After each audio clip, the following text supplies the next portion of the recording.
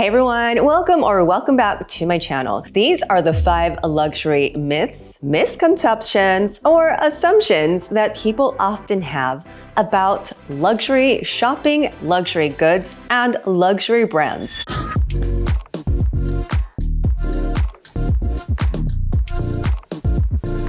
So myth number 1, these products will last forever, such as a Louis Vuitton handbag, a watch from Gucci maybe, or shoes from Christian Louboutin. These will stay pristine and last forever because I paid good money for them.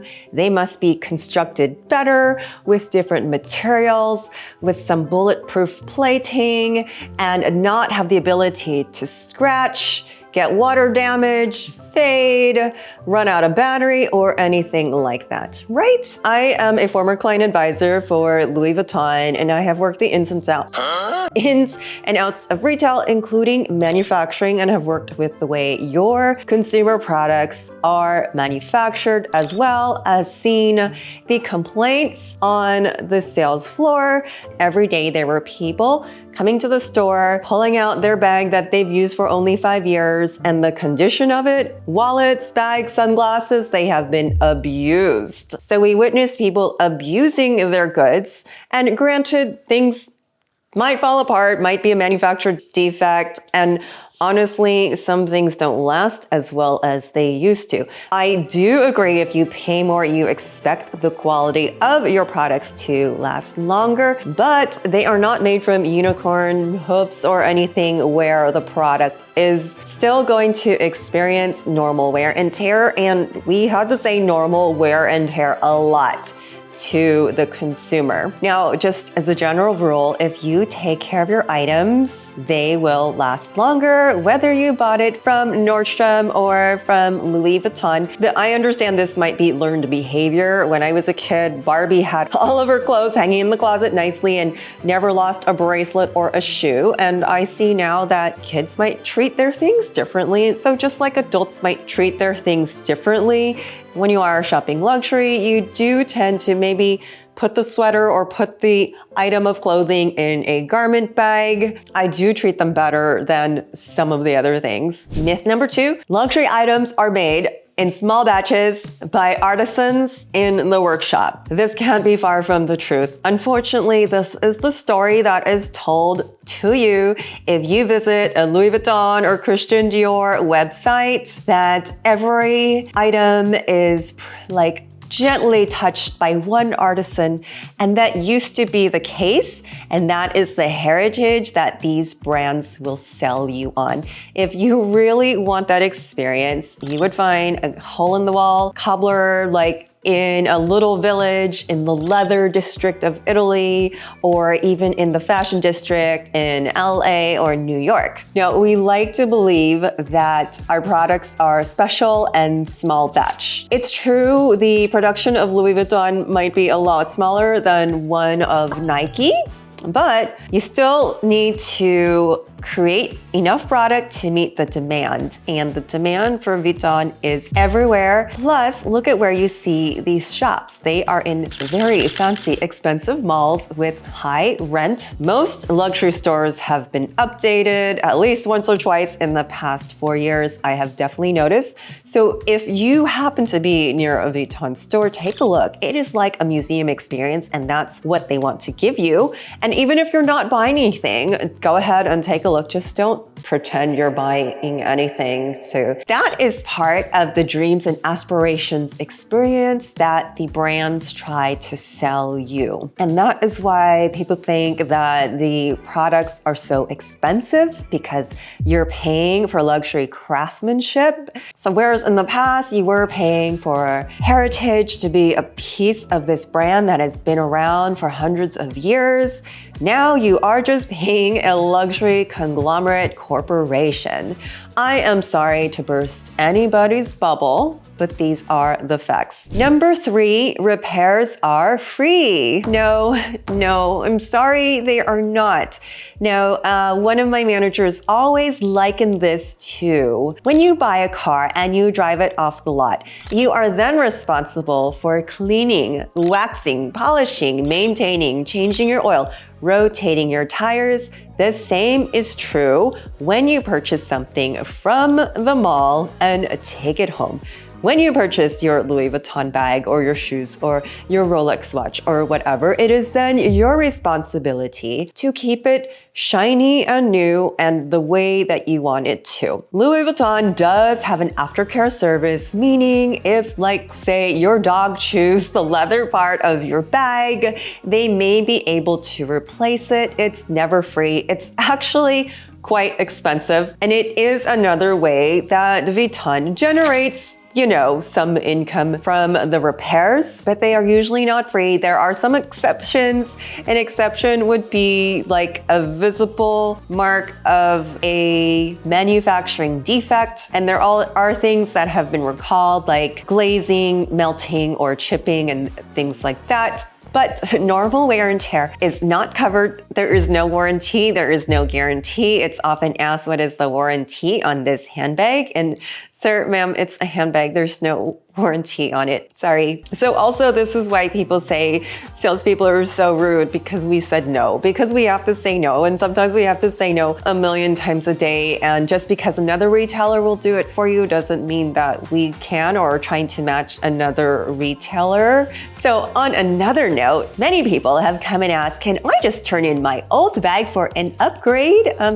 Again, sorry, this is not an automobile. You might be able to do that with your car. Some people try with their spouses, but sorry, it cannot be done at Vuitton, or actually probably can't do that with any other handbag like at Macy's or Nordstrom. Or am I missing something?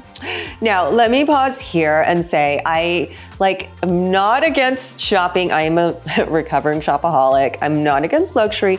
I have my few luxury pieces. People often ask, is it worth the money? And if it's worth it to you, it's worth it to you.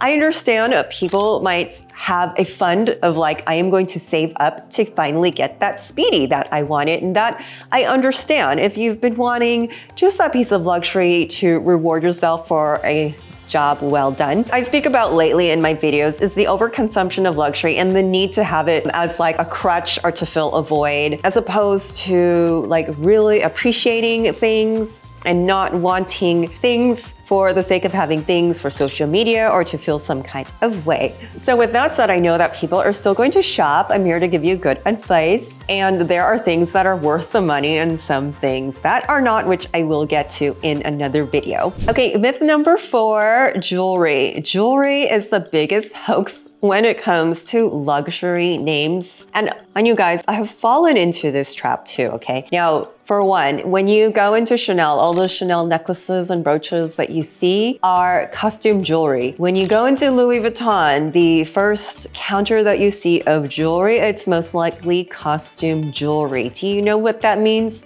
No gold or silver. In fact, if you look at the descriptions, it says gold-colored metal or silver-colored metal, not even gold-plated. Oh no. I have even told people who are looking at certain pieces of jewelry, like the V necklace, I've told a customer, it's not what you think it is. You are actually better off going to a jeweler and buying something if you're looking for a piece of jewelry for your girlfriend. I have to be honest, because spending $500 for costume jewelry is just ridiculous.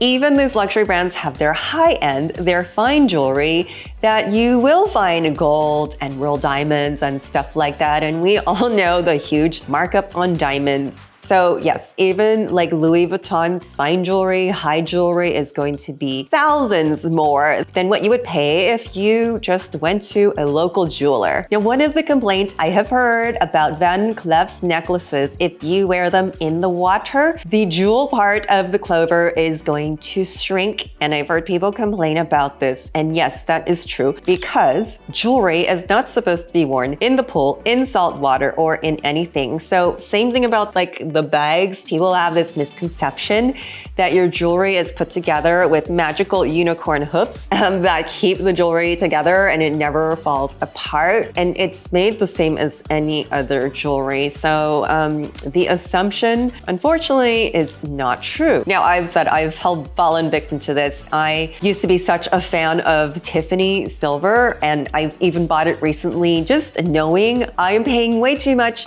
for sterling silver. And I do get caught up in the experience of buying something and have the blue box and knowing that no other jeweler is going to have this little charm with this Tiffany logo on it. So occasionally I do splurge. Now, the fifth myth, and this still happens when people find out that I worked for Vuitton, their faces light up, their eyes look at me and they ask, and I even did get this from customers, I want to see your bag collection. You must have so many.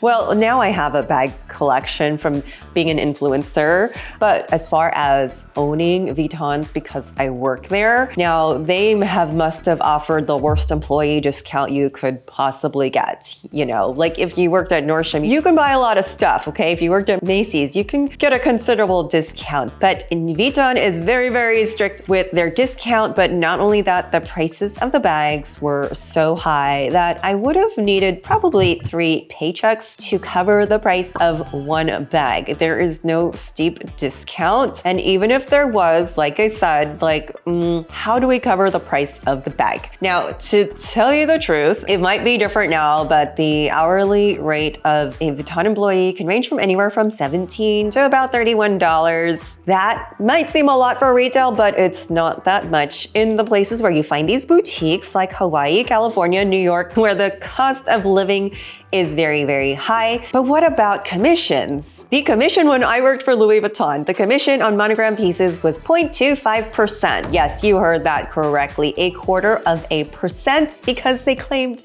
that the bags sold themselves. Oh, they did not walk themselves to the register and then walk themselves to be wrapped in, oh, it's just, yeah, okay. But anyways, during COVID, this commission percentage changed from 0.25 to 0.1. And this is in the US because some other countries don't even receive commission. I have no idea what it is now, if they've even found a way to lower it from 0.1 to something even lower. And this all happened during the pandemic when the brand was also raising their prices but lowering commission to the sales people. Every time a price increase happens, the sales goal for the sales associate raised. So I remember it going from $120,000 per month to $150,000 per month. No hourly raise, no commission raise. It's just your goal's higher because the price of the goods is higher. So a lot of this actually turned me off from ever wanting to go into Vuitton and buy anything, or especially to walk around with the monogram logo, because once you're in that environment, you're just over it. You're just over it. And quite honestly, working at a place like that is like being in a toxic relationship where you still keep thinking there is some kind of reward, but there is not. So friends, this is how corporations, how they fooled me into working for this place. It's so prestigious. It's great to have your resume. And I was fooled for a bit of like, you know what? Vuitton is the ultimate gift. This is what you want. This is what you want to aspire to in your life. And now as we see it more than ever, that social media and the media in general just floods the market with logos and images of this luxurious lifestyle if you have these things. And like I said, it's okay, but you know, in moderation,